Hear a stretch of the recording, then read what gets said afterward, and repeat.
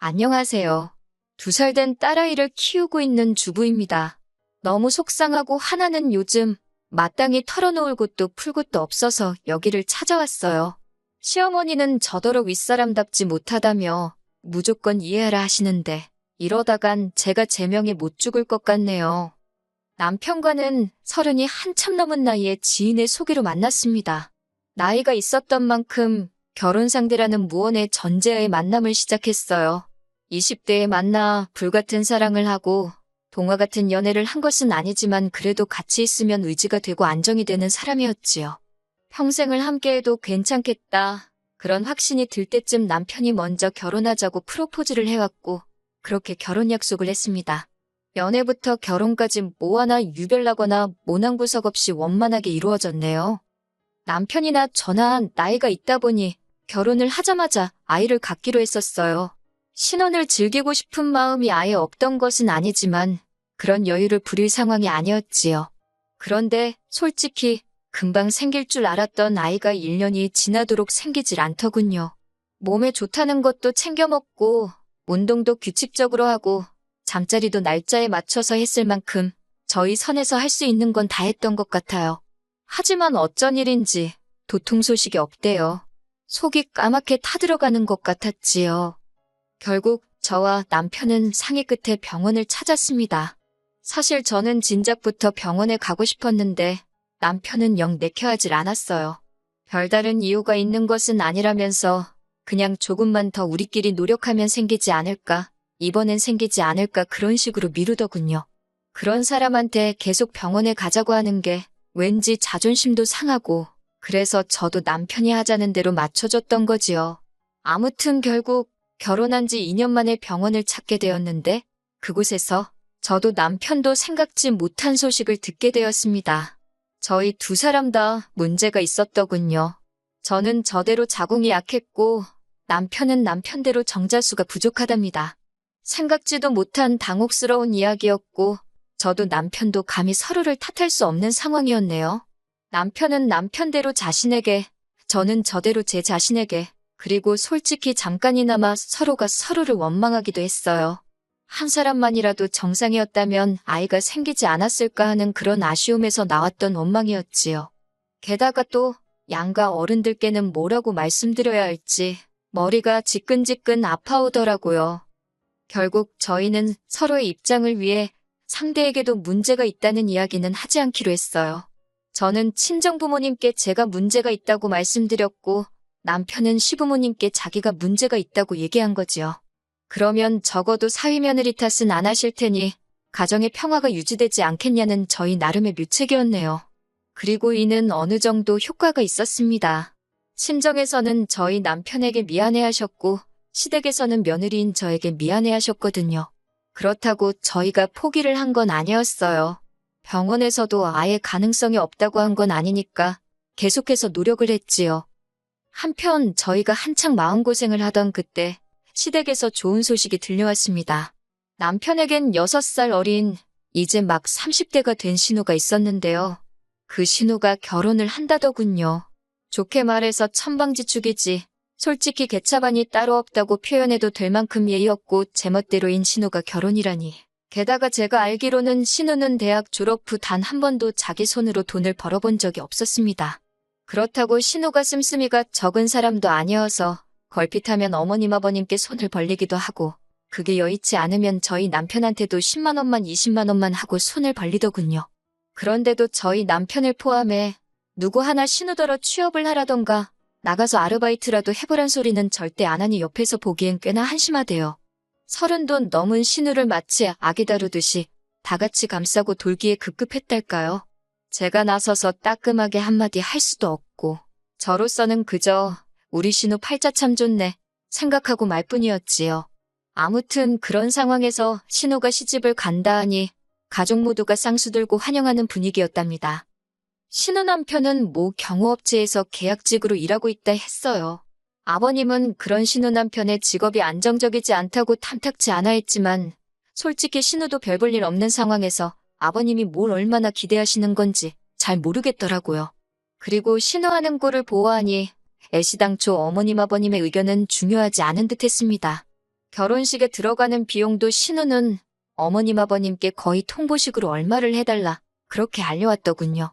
저희는 1원도 도움받지 않았습니다.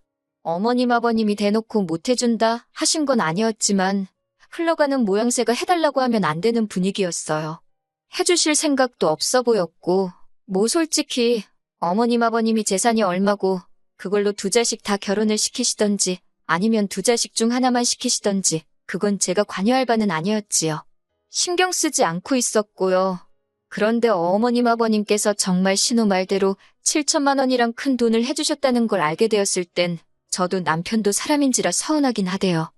그리고 한번 서운한 마음이 들기 시작해서인지 신우나 어머님 아버님으로 인해 마음 상하는 날이 잦아지대요. 신우가 시집을 가고 얼마 지나지 않았을 때였습니다. 신우가 임신을 했다고 소식을 알려왔어요. 그 소식 자체에 서운함을 느낀 건 절대로 아닙니다. 축하하는 마음과 동시에 씁쓸한 마음이 들긴 했지만 한편으론 그동안 어머님 아버님 볼낯이 없었는데 괜히 한시름 덜은 것처럼 마음이 놓였거든요. 그래서 신우에게 뭐 먹고 싶은 거라도 있으면 사 먹으려고 돈을 좀 챙겨주려고 했어요. 참고로 저희 결혼할 때 신우가 한다는 말이 자기가 윗사람도 아니고 아랫사람인데 돈이 어디 있냐면서 단 1원도 축의금이랍시고 내놓질 않더라고요. 뿐만 아니라 저희가 집들이를 할 때도 휴지 하나 사오기는커녕 저희 집에 들어온 선물들 중 자기 마음에 드는 걸 골라서는 자기한테 주면 안 되냐고 우기는 식이었지요. 그럼에도 불구하고 그 모양인 신우가 결혼할 때 저희는 축의금으로 300만 원 줬습니다. 남편이 자기가 오빠이고 맞이이니 그 정도는 하고 싶다고 고집을 피웠거든요. 뿐만 아니라 집들이 한다고 하도 오라고 해서 남편하고 갔더니 색깔 변한 사과 몇 조각에 믹스커피 한 잔을 내주대요. 그리고 남편은 또 새 집에 필요한 거 사라고 돈으로 100만 원 줬고요. 그런데 이번엔 임신까지 거의 1년 동안 신우네로 거진 500만 원도 넘게 들어가게 생겼더군요. 그런데 신우는 제가 물어보기도 전에 한다는 소리가 자기 임신한 기념으로 명품 브랜드 손목시계를 사달랍니다. 차라리 돈으로 달라 했으면 그렇게 황당하진 않았을 텐데 저는 신우한테 미안하다. 하지만 지난해부터 지금 우리도 목돈이 많이 나갔다. 그래서 비싼 선물은 못 해준다고 솔직히 말했습니다. 경제적으로 부담스럽다고요. 그러면서 그러지 말고 앞으로 뭐 먹고 싶을 때 있으면 연락을 하라 했어요. 그러면 남편이랑 제가 사주겠다고요. 그랬더니 신우가 한다는 말이 임신을 안 해봤으니 임신한 여자 마음을 알겠냐입니다. 저는 평생 이해 못할 거래요. 그 말이 제 귀에는 저는 평생 애를 못 가질 거라는 저주처럼 들리더군요. 화가 나기도 전에 서러운 마음에 눈물이 났습니다. 어찌나 눈물이 나던지 신우한테 말이 너무 심한 거 아니냐 고작 그 한마디 쏘아붙이는 것밖에 못했어요. 그리고 이튿날 어머님이 전화를 걸어오셨어요.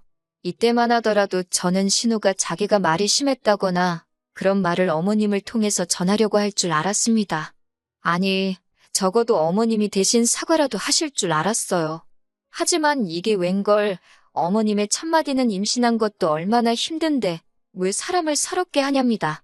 그거 시계 하나 사주면 어디가 덧나냐면서 먹고 살만하면서 왜 그렇게 야박하게 굴었냐 하시는데 정말 어이없고 속상하더라고요.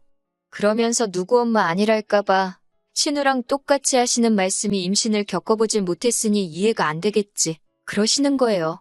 어머님까지 말씀을 그렇게 하시니 솔직히 그때부턴 서운한 거보다 허탈하더군요.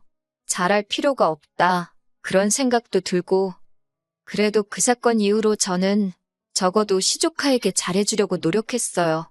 신우가 신우 남편과 외출을 한다고 시조카 좀 봐달라고 하면 군소리 없이 봐줬고 시조카는 너무 어려서 기억을 못하게 뻔했지만 옷이며 신발이며 많이 사줬지요.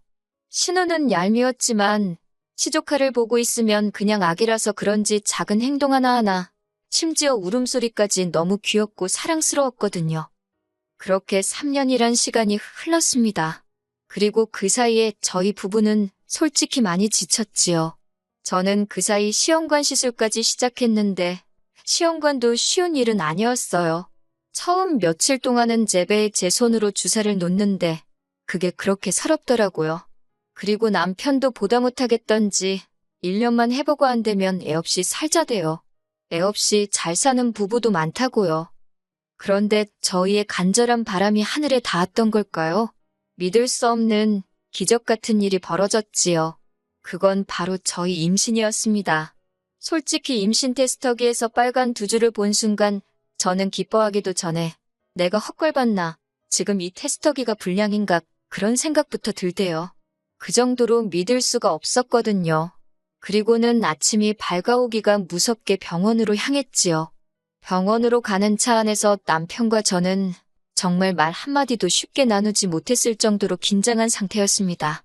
그리고 마침내 의사로부터 임신을 확인받은 순간 남편과 정말 병원에서 창피할 만큼 엉엉 울었네요. 저희는 바로 임신 소식을 주변에 알리진 않았어요. 물론 마음 같아선 당장이라도 동네방네 떠들고 다니고 싶었지만 임신을 하기 위해 노력하던 긴 세월 동안 얼마나 많은 기대와 실망을 반복해 느꼈는지 모릅니다. 그래서 그 감정을 또다시 느끼게 되진 않을지 너무 두려웠거든요.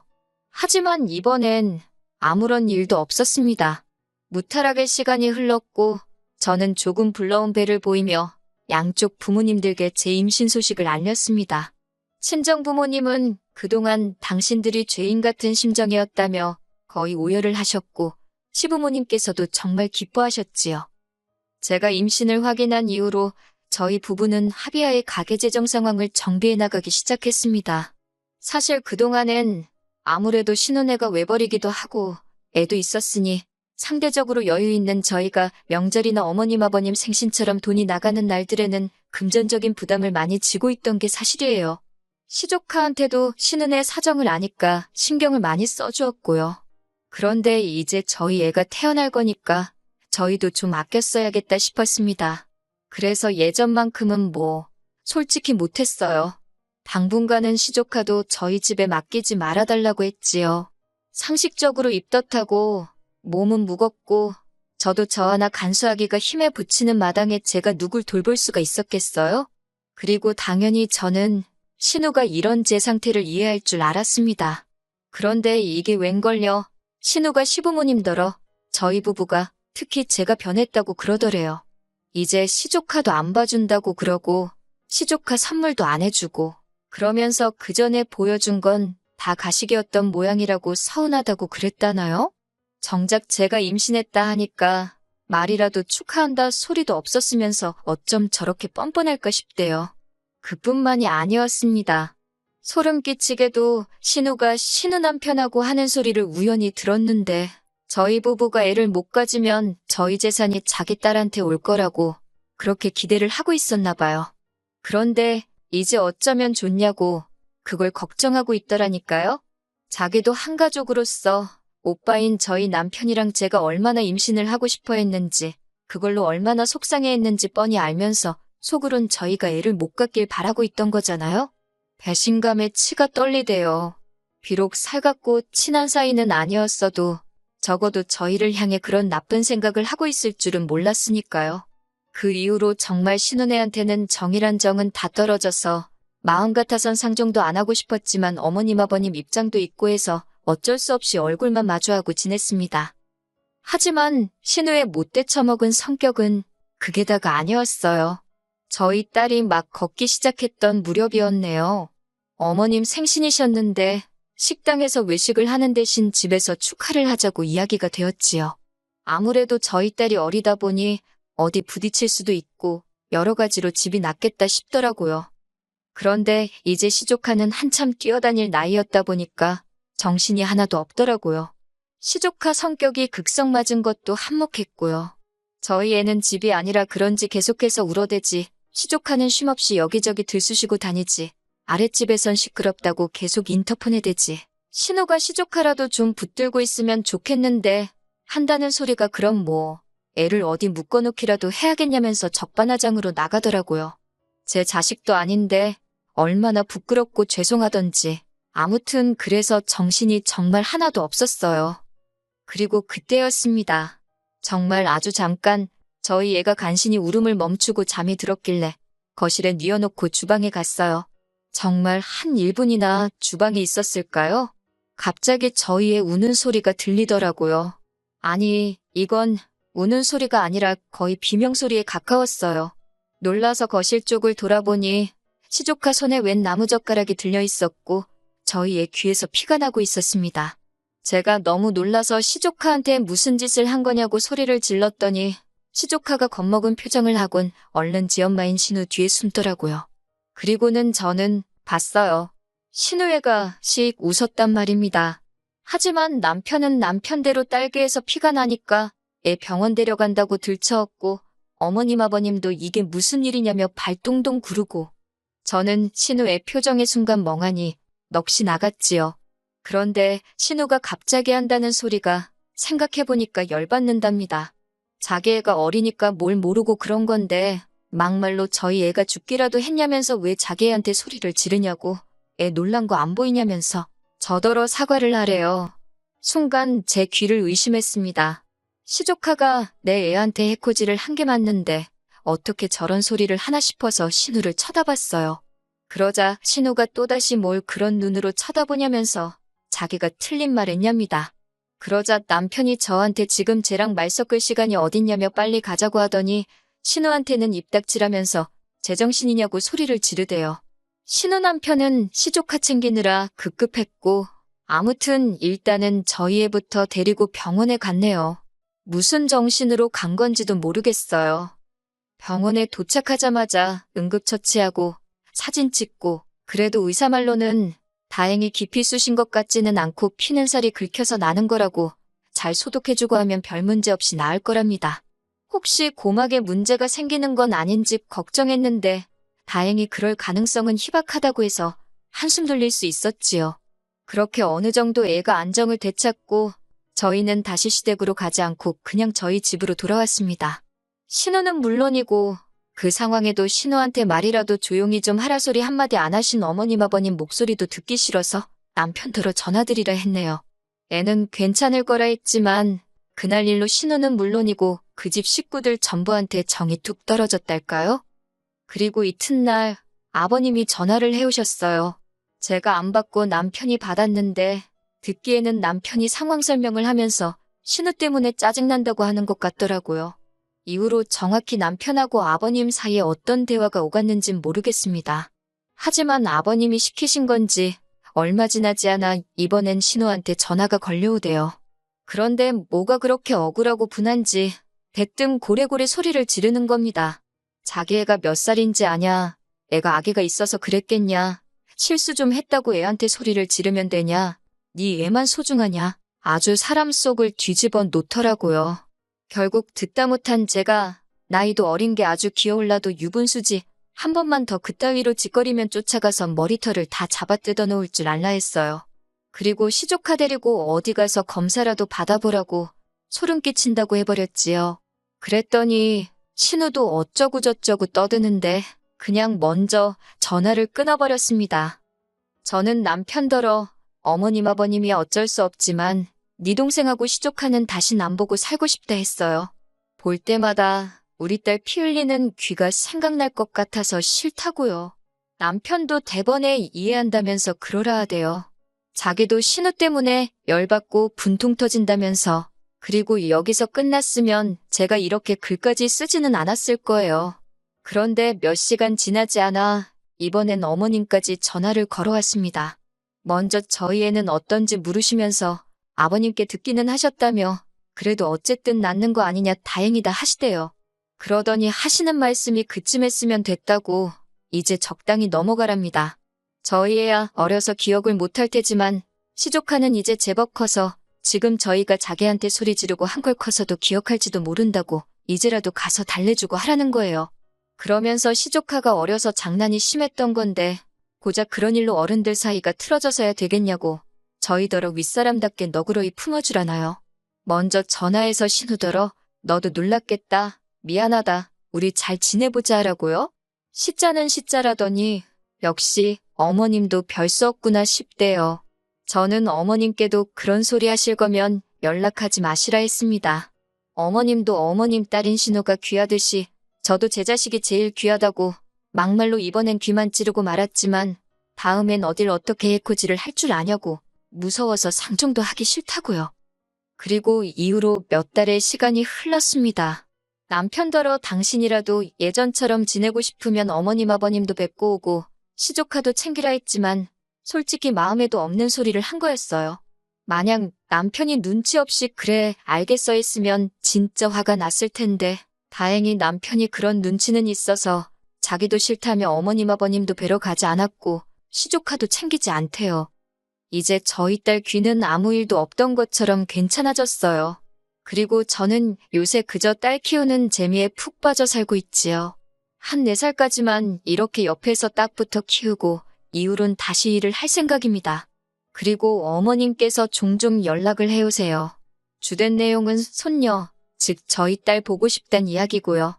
그런데 전 못됐다 할 수도 있지만 전혀 답장하지 않고 있습니다.